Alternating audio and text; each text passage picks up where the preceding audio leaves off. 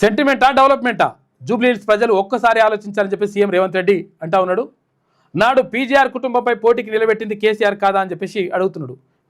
P Janardhan Reddy పైన అప్పుడు కాంగ్రెస్ పార్టీలో ఉన్నటువంటి అకాల మరణం చెందితే ఆయన మీద పోటీ పెట్టిండు కేసీఆర్. ఎవరు? బీఆర్ఎస్ పార్టీ నుంచి. మరి అప్పుడు పెట్టకపోతే మేము కూడా పెట్టకపోదు అనేటువంటి మాట మాట్లాడుతూ ఉంటాం. ఎందుకంటే అప్పుడు కూడా నిజంగా సానుభూతో లేకపోతే ఆయన మీద ఉన్నట్టు గౌరవంతో క్యాండిడేట్ని పెట్టకపోతే ఇప్పుడు మేము కూడా పెట్టకపోతున్నాం. మరి మీరు పెట్టిరు కాబట్టి మీరు చేసిరు, అదే పని చేసిరు కాబట్టి 100% పెట్టుడే, తర్వాత గెలిపించుడే అనేటువంటి మాటతోటి నవీన్ యాదవ్ను ముందుకు తీసుకెళ్తా ఉన్నారు. సవాల్ విసరడం, పారిపోవడం కేటీఆర్కి అలవాటే.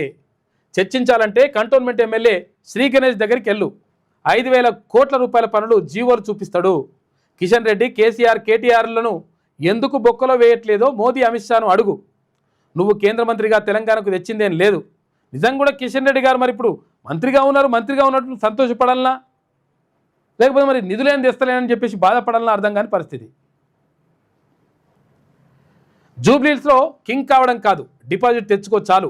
కిషన్ రెడ్డి కేటీఆర్ ఒకే నాణానికి బొమ్మ బొరుసు లాంటి వాళ్ళని చెప్పేసి నిన్న ముఖ్యమంత్రి మాట్లాడాడు.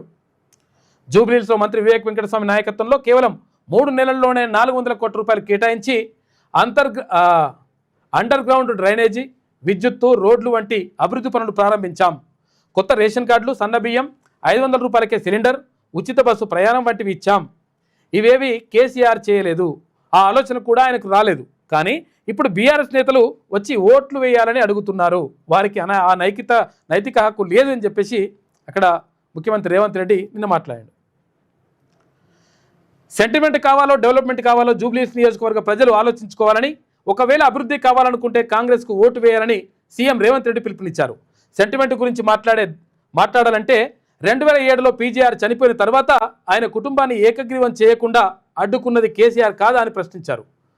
అప్పటి వరకు ఉన్న మంచి సాంప్రదాయాన్ని తుంగలో తొక్కి పీజీఆర్ కుటుంబాన్ని కనీసం కలవడానికి కూడా ఇంటి బయటే 3 గంటలు నిలబెట్టి అవమానించింది కేసీఆర్.